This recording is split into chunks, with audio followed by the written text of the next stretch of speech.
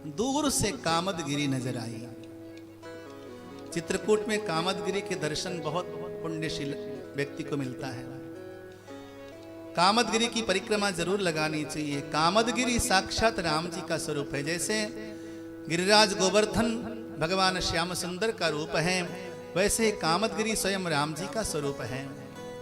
कामदगिरी के दर्शन किए। कामदगिरी के दर्शन करने के बाद भरतलाल जी ने कहा, अब यहां से मैं पैदल भी नहीं चलूंगा, अब तो मैं डंडोती लगाता हुआ साष्टांग करता हुआ चलूंगा राम दर्शन के लिए। भरतलाल जी डंडोती लगाते हुए राम दर्शन के लिए चलते हैं। रात्रि में सियाजू ने सपना देखा है कि भरतलाल जी चतुरंगिणी सेना लेकर आए हैं। सुबह राम जी के समक्ष निवेदन करती हैं। उसी समय वंचर लोगों ने, वनवासी लोगों ने सूचना सुनाई कि वास्तव में भरतलाल जी चतुरंगिणी सेना लेकर आ रहे हैं। भरत जी क्यों आ रहे हैं? इसलिए जीवन में एक बात हमेशा ध्यान रखना, बिना विचारे जो करें सो पाछे पछताए। काम न सावे आपनो जग में होत हंसाए, जग में होत हंसाए वो जग में कभी चैन न पावे। बिना विचारे न कभी कोई काम करिए न किसी को कुछ कहिए। लखनलाल जी ने सुना कि भरतलाल जी चतुरंगिणी सेना लेकर आ रहे हैं। उन्हें लगा कि युद्ध करने के लिए आ रहे हैं। लखनलाल जी साक्षात शेष हैं।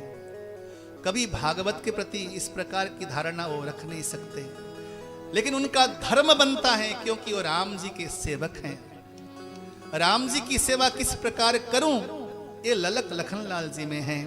राम जी को आंच भी नहीं आने देते। जब से राम जी वन में आए हैं ना लखनलाल जी, रात्रि में उन्होंने निद्रा त्याग दिया है। रात्रि के समय में राम सिया सोते हैं तो वीरासन में लखनलाल जी तैयार रहते हैं। वो सेवक हैं, सेवक की पराकाष्ठा है लखनलाल जी। उन्हें क्रोध आया, आकाशवाणी हुई, हे लक्ष्मण तुम्हारा कहना ठीक है, लेकिन कुछ भी करने से पहले अवश्य विचार करना चाहिए। किसी के बारे में कुछ कहने से पहले विचार करना चाहिए। बिना विचारे किसी के बारे में गलत फहमी नहीं पाले मन में। ये जो हम गलत फहमी पालते हैं ना, ये हमारे लिए सबसे बड़ा रोग है। राम जी को कितना सुंदर भरोसा है अपने भरतलाल पर। राम जी कहते हैं, लक्ष्मण कि तिमिरु तरुण तरनिहि मकु मिलाही,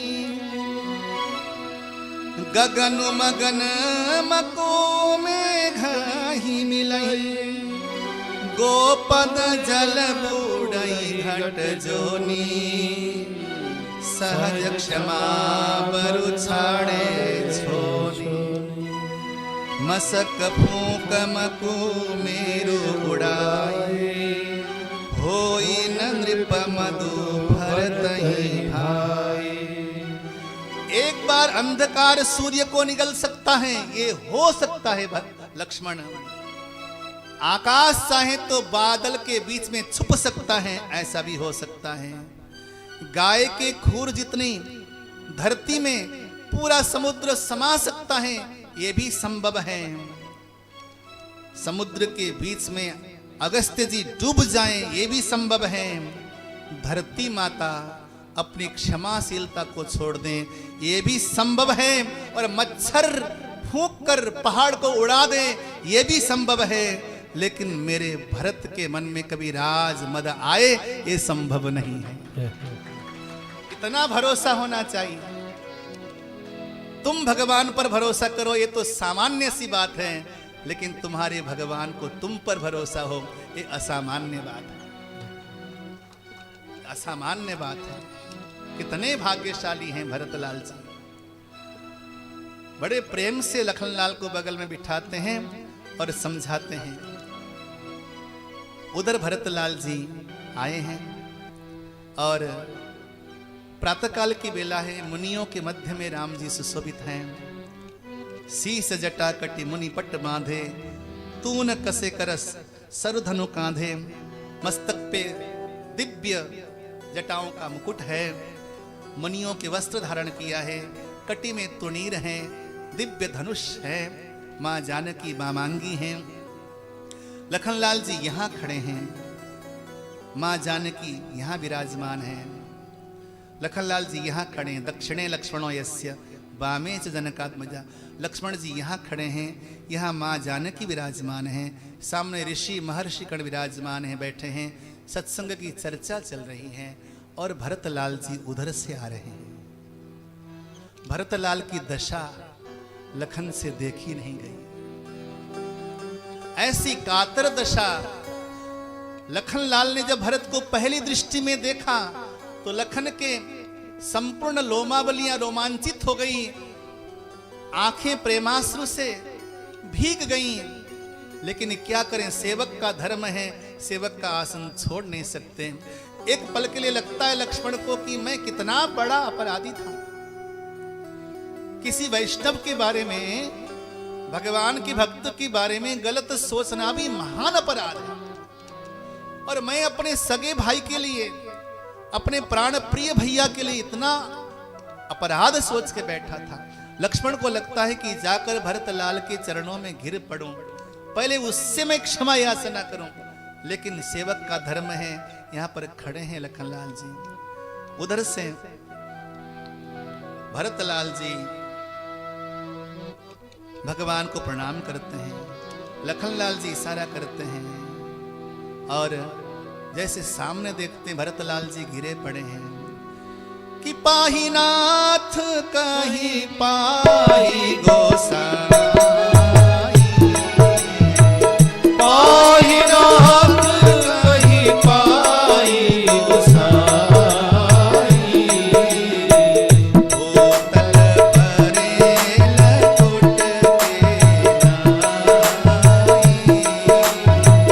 बोतल भरे लकुट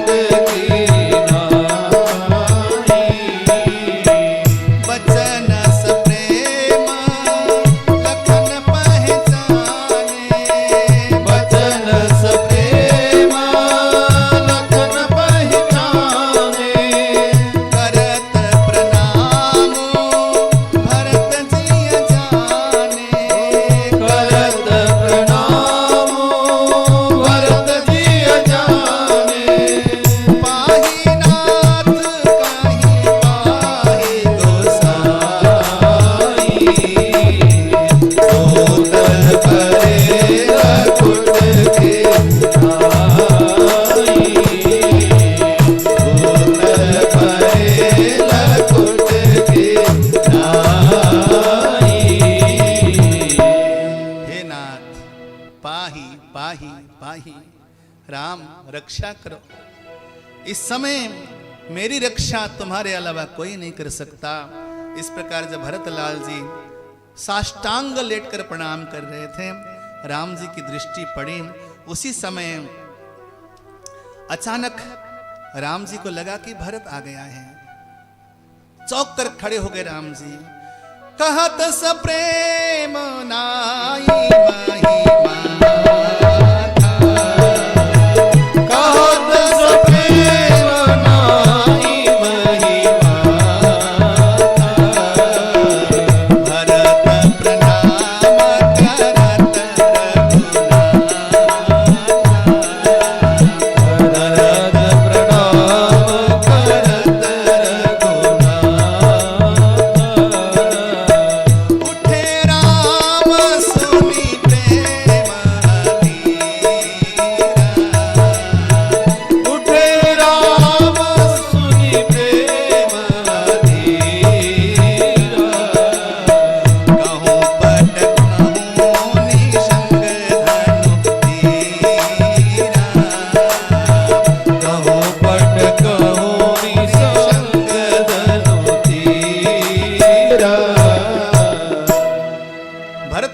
प्रणाम कर रहे हैं। राम जी की दृष्टि उधर नहीं है। लक्ष्मण जी ने भगवान को निवेदन किया धरती पर प्रणाम करके, रघुनाथ भैया आपको प्रणाम कर रहे हैं। जब राम जी ने देखा कि भरत प्रणाम कर रहा है, राम जी सहज खड़े हो गए और प्रेम अधीर होकर भागे।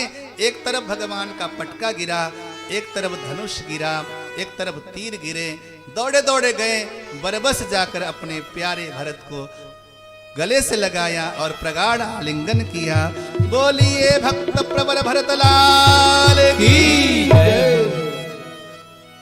भगवान ने प्रगाढ़ आलिंगन किया, प्रेमाश्रु से नहलाया, परस्पर को नहलाया। लखनलाल ने प्रणाम किया भरत भैया को। भरत जी ने माँ जानकी को प्रणाम किया। माताएं भी साथ में आई हैं, गुरुदेव साथ में आए हैं। ये सुना, माँ जानकी की सुरक्षा का भार शत्रुघ्न लाल को सौंपकर माताओं का दर्शन करने के लिए, गुरुदेव का दर्शन करने के लिए गए। प्रभु जाकर सबसे पहले गुरुदेव को प्रणाम किया। जब माताओं को प्रणाम करने का समय आया तो राम जी ने सबसे पहले जाकर माँ कैकेयी को प्रणाम किया। बोलो जय श्री राम। जय श्री राम। ऐसा स्वभाव किसका हो सकता है? ऐसो को उदार जग माही, बिनु कारण जो द्रवही दीन पर राम सरिस को नाही। ऐसो को उदार जग माही।